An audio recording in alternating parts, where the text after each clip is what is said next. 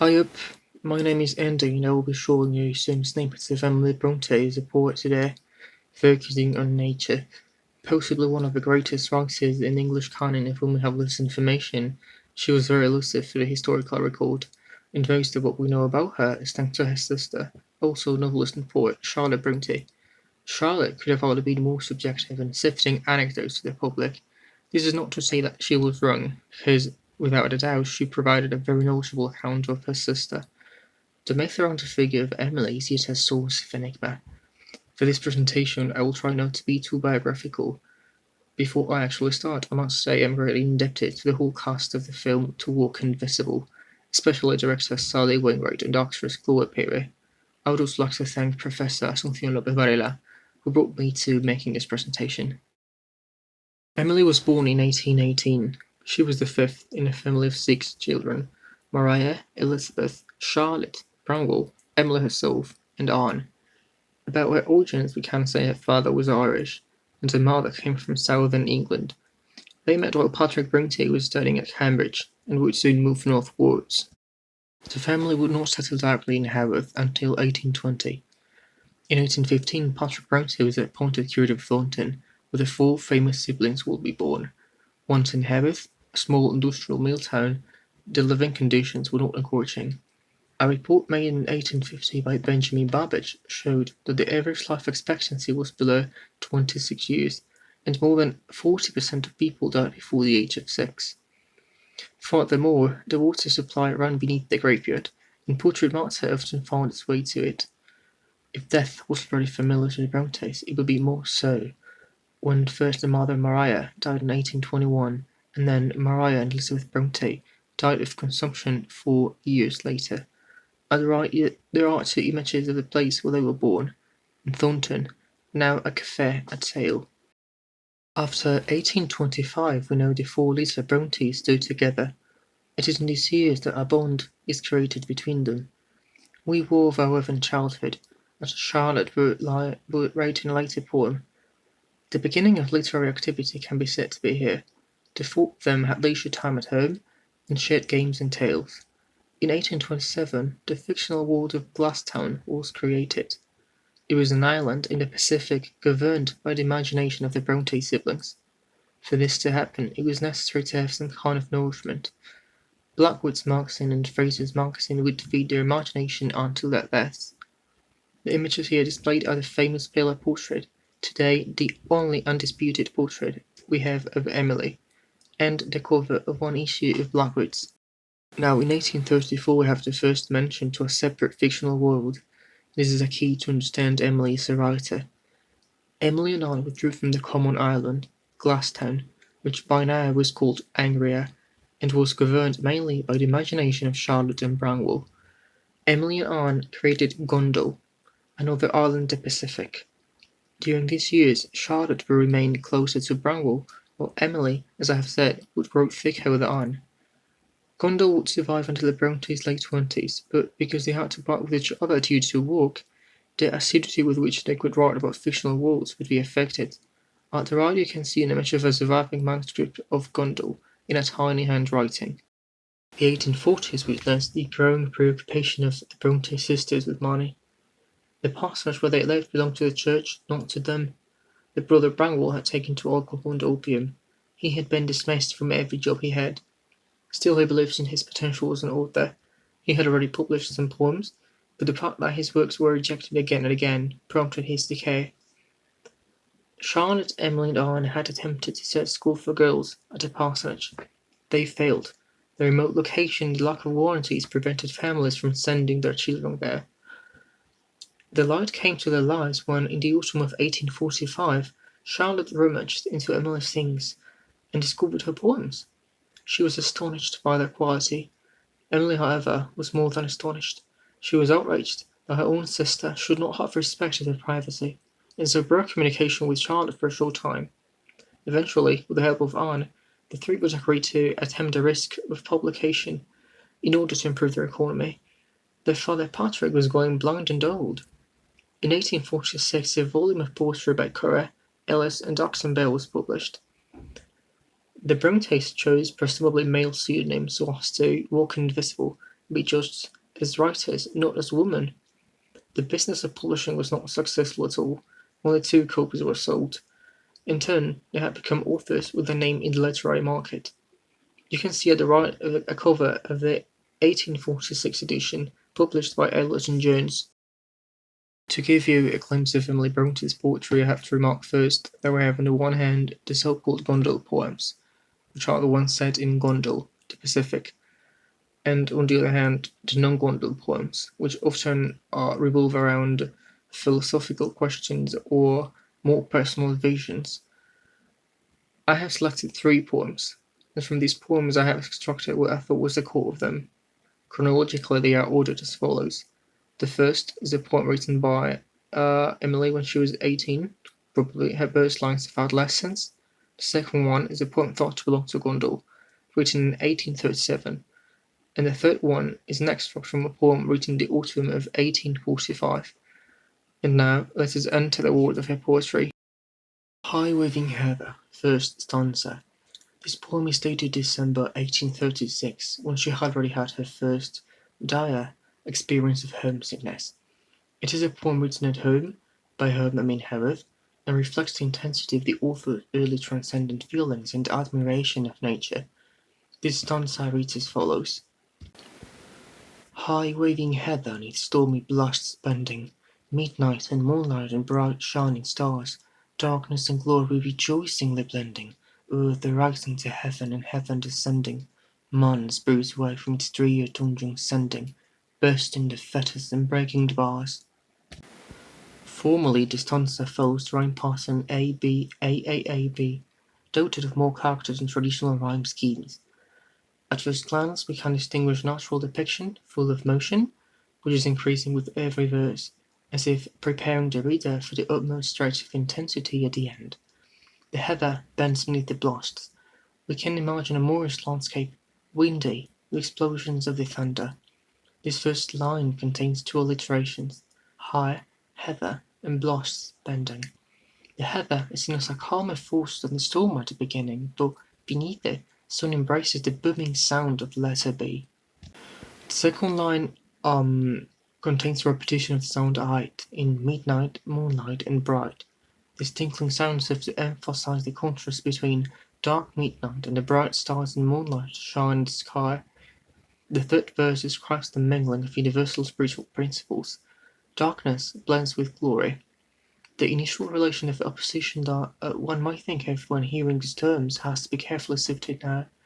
Even if darkness is seen as the antithesis of light or glory, for Emily these spiritual principles are the reverse of each other, and are borrowed from one single source, which is nature, and they blend rejoicingly, as the poem shows.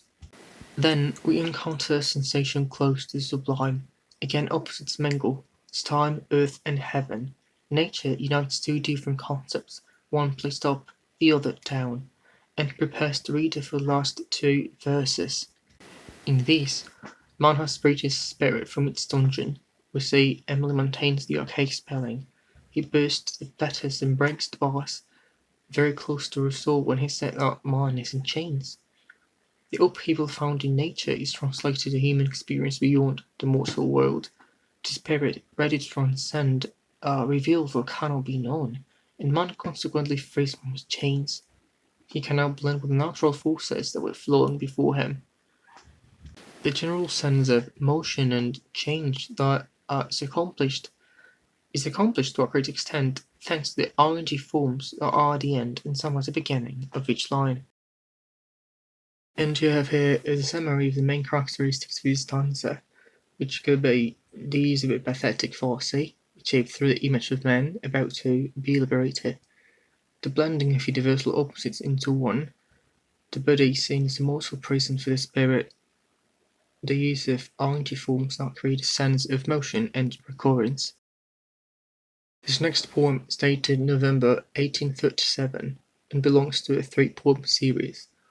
The night is darkening around me reads as follows.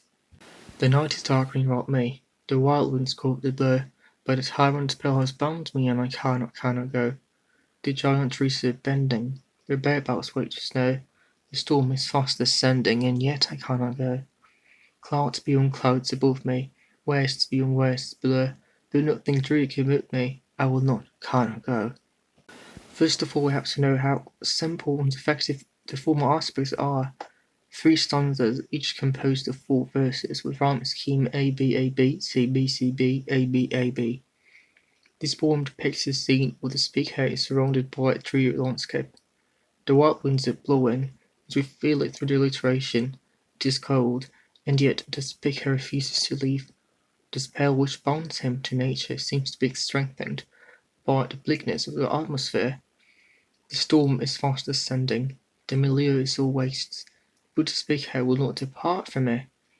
Many critics interpret these stanzas as the coming of death and the impossibility to avoid it. We do not know what Emily was thinking of at the moment of their creation, but we can appreciate how there is a bond with nature that transcends the normal human experience.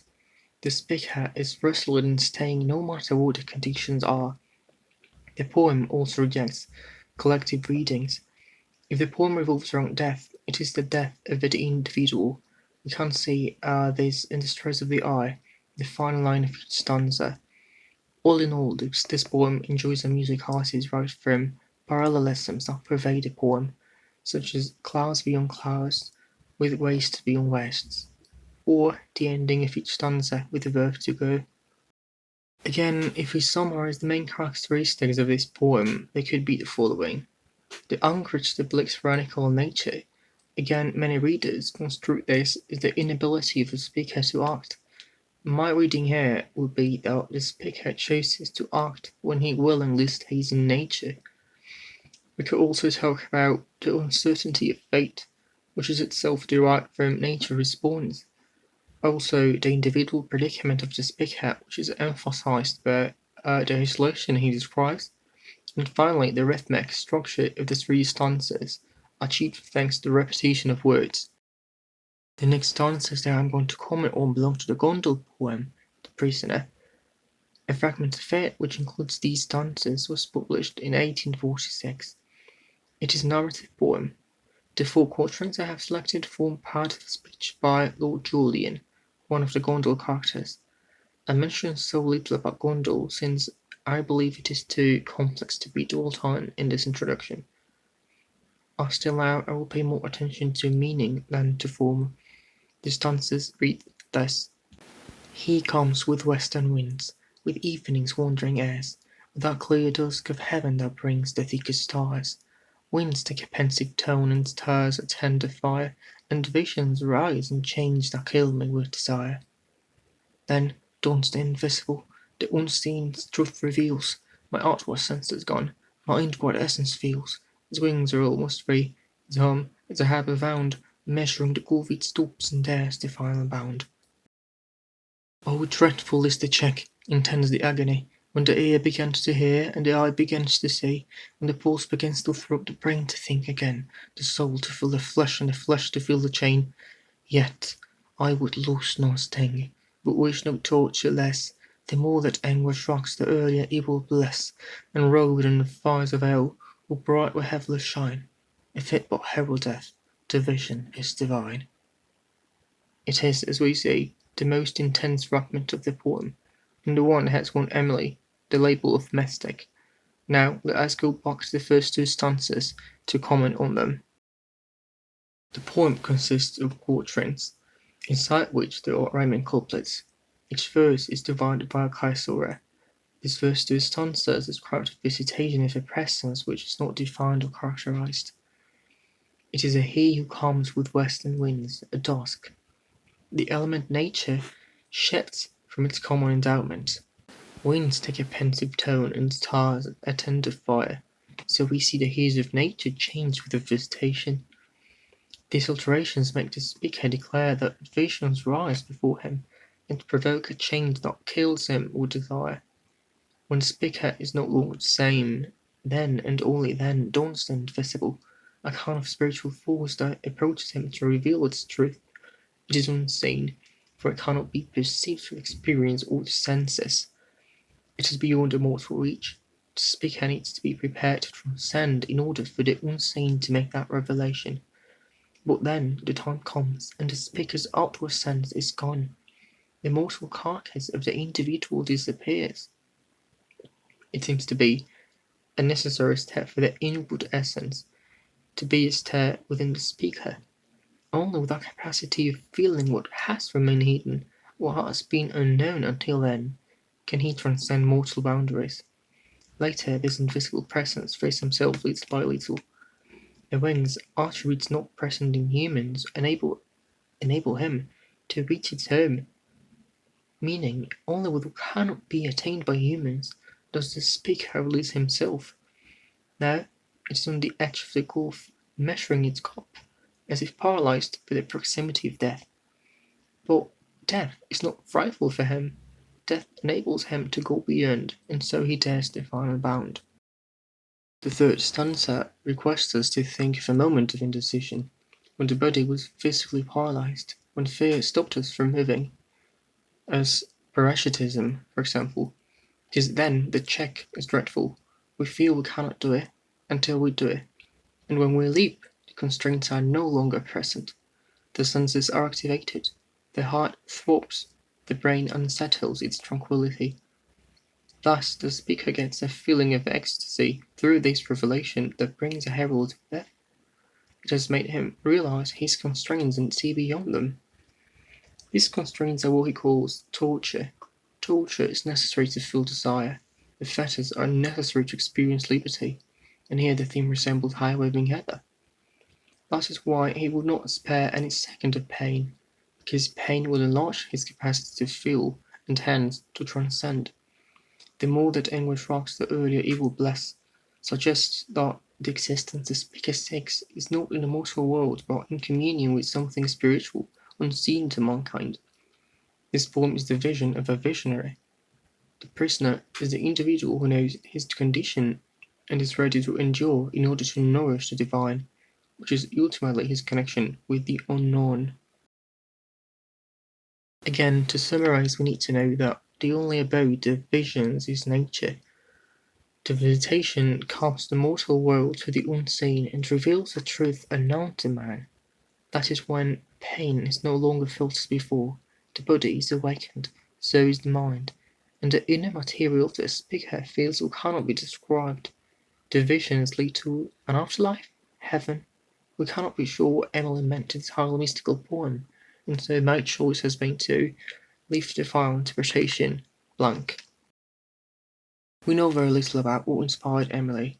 She left very few traces as to what she read and perused, yet, thanks to the information available for Bronte's library, and the library of Keighley Mechanics' Institute, from which the Brontes borrowed books, in addition to critics' analysis and biographers' studies, we can venture to make a list of the authors that left an imprint on her. This list is confirmed by Charlotte herself in a letter to Ellen Nussey dating 4th July 1834, in which she says, "If you like poetry, let it be first rate. Milton, Shakespeare, Thomson, Goldsmith, Pope, if you will, though I don't admire him, Scott, Byron, Campbell, Wordsworth, and Southey." Now, Ellen, don't be startled at the names of Shakespeare and Byron. Both these were great men, and their works are like themselves. Since the three sisters generally had access to the same books, we can't think these authors were present in the Brontes' daily lives.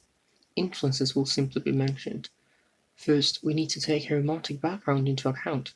She was born in 1818, when figures like Byron, Wordsworth, or Mary Shelley were alive and publishing their works.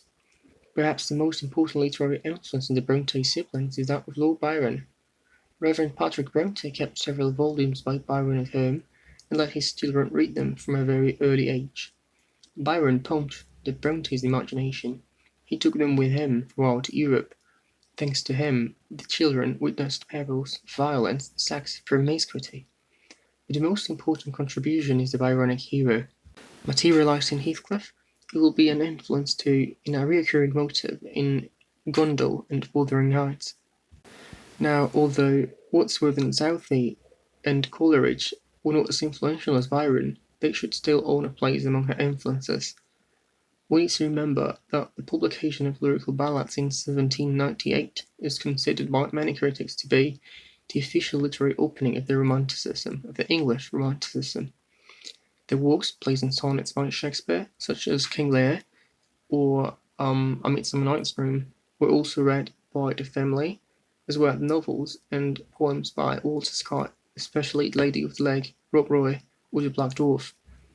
Patrick Brontë himself could have been an influence. He was a poet and had published before becoming a reverend. Besides, he had received formal education at Cambridge. We can highlight his cottage poems, published in 1811. Finally, philosopher Thomas Carlyle, an excerpt by him I will discuss in the next slide. These two excerpts here belong to Thomas Carlyle, and the second one to Emily Brontë. The first one I had collected from Lucasta Miller's book, The Brontë Myth. They show a very likely connection between two authors. Again, it is a fact that the Brontes had read Carlyle, who was much in vogue in Blackwood's magazine, which the family had access to. The excerpt by Carlyle was written in 1829 but reissued later. It comments on how novellists interpreted Kant's idealism. It reads like this: "The invisible world is near us, or rather it is here, in us and about us, with a fleshy colour removed from our soil. The glories of the unseen were even now around us, as the ancients fabled of its feral music." Emily Bronte's The Prisoner contains a stanza that speaks of a similar sort of mystic experience and repeats the words invisible and unseen, both capitalized. It reads like this: "Then dawned the invisible, the unseen its truth reveals. My outward sense is gone, my inward essence feels. Its wings are almost free, its arm, its harbour found, measuring the gulf it stoops and dares the final bound." Now, we know Emily had access to, not wide, but some access to German philosophy. She had studied German for a very short time in Brussels, and then back home at the parsonage. However, it is not likely that she could understand philosophical texts in their original language. Instead, critics and biographers agree that she learned about German idealism through texts like Carlyle's. And here is some glaring fruit of her perusals. Emily Bronte's life is an obscure one for anyone who is not directly acquainted with her, not to say it is obscure for just everyone. Yet, we can guess it was an intense imaginary inner life that produced in masterpieces such as the poems shown or Wuthering Heights. No other narratives by her survive. She died 19th December of 1848, aged 30. She never knew the impact which her novel and poems would make. Finally, my suggestions for further reading, although there are many more. These include John Jasari's latest edition of The Complete Poems of Emily Brontë, published in 1992. Also, Jasari's Last Things, which is a magnificent account of Bronte's talent as a poet. Also, Juliet Barker's biography of the Brontë family, which mythologizes the figure of Emily, and Winifred Jerram's biography of Emily. Lucasta Miller's indispensable book, The Brontë Myth, which traces the historical reception of the Bronte's works. Also, Patsy Stoneman's Brontë Transformations, in addition to Edward Chetham's biography of Emily, and lastly, a general view of the sisters' poetical work, the York Notes advanced on the Brontes as poets. This is all for the video. All images contained in here have been used for educational purposes. I hope you enjoyed it and learned something about the never-ending Emily. Thanks for watching.